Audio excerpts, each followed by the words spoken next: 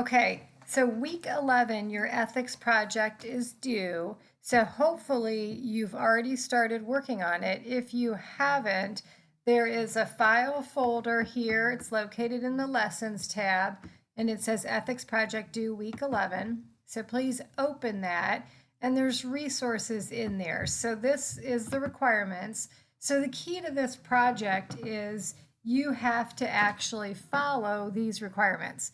So if we open this document,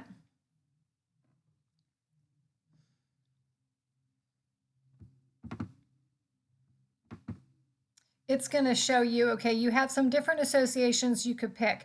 Now, possibly you don't fall into this category, but the idea is whatever career you selected in your career selection project, you should then find the association that governs that career. So if you said, hey, I want to be a human resource manager, well, then here's a human resource management society that's going to set a code of ethics. I want to be an accountant. Well, there's the American Institute of CPAs or the Institute of Management Accountants. We say you wanted to do marketing, sales and marketing. You've got the American Marketing Association. Now, the Retail Trade Association, I heard no longer is in existence. So if you did business management as you thought that's what you wanted to do, try to streamline that a little bit more and get industry specific. So do you want to be a restaurant manager? Do you want to be a construction manager? Maybe try to take it one step further. If you have any questions, please ask your instructor on what they would recommend from that standpoint. So again, look through all of these. Maybe you decided, hey, I actually want to be a mechanical engineer. Well, there's a society that governs them. So if you don't see your career choice here on this list, then do some research and again, get with your instructor. But so that's your first step, is to pick the association. Then you want to go through and look at these requirements that I have listed here. There's 5. So you want an introductory paragraph. In that introductory paragraph, you want to say, why did you select it? So maybe you're going to recap a little bit about what you determined when you did your career selection project. Why did you pick that career? So that one could be a little summary of that paper, kind of, again, tying them together. Then the bulk of the paper, though, as you see here at number 2, this should be half of your report. And what you're doing is you're going to go through that association's code of ethics and you are going to read them, internalize them, and then put them into your own words. So you don't want to, copy them in verbatim. You don't want to quote them verbatim inside there. You can organize them, because there's probably going to at least be 6 codes. You can kind of have like a bold header where this is code 1 and then you talk about it. And again, have it make sense to you. So, maybe you could apply it. Maybe you work at a gas station and some of those things you can apply to your current job, and that's fine. Anything that has you kind of make sense of it. Again, just be careful to write professional, again, put it into your own words, good grammar, good sentence structure. That's going to be 50 points of your paper, so that's a big chunk of it.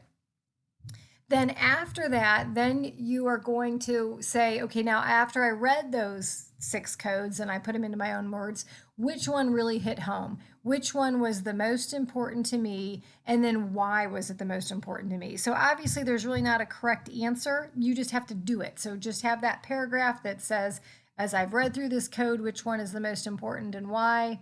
And then number 4, a lot of times students don't do this one properly. You want to go out and research some violations to the code. In today's day and age, there's a ton of cases out there, and they don't have to be cases that are specific. Like, so say you pick the Institute of Management Accountants, you're not going to Google Institute of Management Accountant code violations. Nothing's going to come up. Nobody is going to ever advertise an article that way. So you have to be more generic and say accounting fraud, marketing fraud, financial fraud, engineering. Again, I feel like fraud's a good word, but yeah, so if anything that you're focused on and you put fraud after it, you're going to come up with different articles. Well, you want to find 2 that are real life examples of somebody who violated those. So, accounting fraud, in my opinion, you should find a ton. That's going to talk about an accountant who did something unethical, and then what happened to them. So then you're going to want to attach the article or attach the link to the article in your appendix, and then you want to summarize it for the instructor. So take a paragraph and kind of rephrase what happened to the person. What did they do? How did they get punished? Again, tell the story of what happened to it and then how they were punished. And you got to do that for 2 cases. So that's going to be 20 points total. So make sure you include that in there. And then when you get down to your appendix, you'll have the link to those 2 articles, and then you'll have the link to the code of ethics from your association, and that will be your appendix. Then there's also grammar and length. I don't have a word count. I think I will do that for future semesters.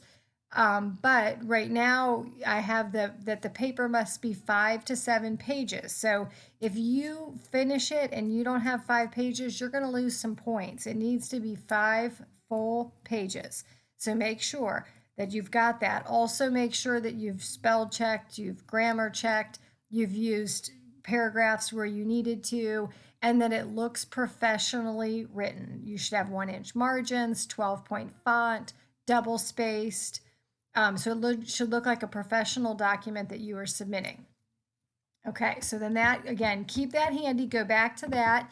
Then if we go back to our what's in Blackboard, we've got one that you can review, because I always think if students can see what I'm expecting, it should help you. So this is what I'm expecting. Now, I admit this one is a little bit longer. This person did, I think it's like 7 pages written. But this person did a nice job. You can see like this starts one of her codes right there. She's got it bold and italicized. Then underneath of it though, for a couple paragraphs, she's going to talk about that code. Actually, she has quite a few paragraphs. Then she moves on to her second code. And again, few more paragraphs. It's going to talk about that code, third code, few paragraphs, the fourth code. So it's very nicely organized. It flows. You can see she definitely puts it into her own words. She gives some different examples in there. Here's her conclusion to say which one's the most important to her and why. Then her violation examples are in there. So there's case 1 and there's case 2. And then she has a nice little summary paragraph. And then her appendix, she actually put the whole code in there. You can just put the link. You don't have to, I mean, if you want to put the whole code, that's fine, but a link to it, as long as it's a functioning link, that's fine as well. And maybe she did the same with her cases. I think she did. But so again, you could just have your links in your appendix, and that would be perfect. And then here is a link to the Stark State Digital Library. Personally, I think you can just Google. You can Google accounting fraud. You can Google associations that that govern whatever your major is. You can find most of it just straight through the internet if that makes it a little bit easier on you.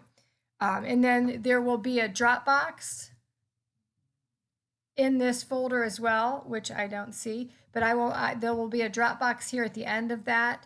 And you will be able to input your ethics project right into that Dropbox.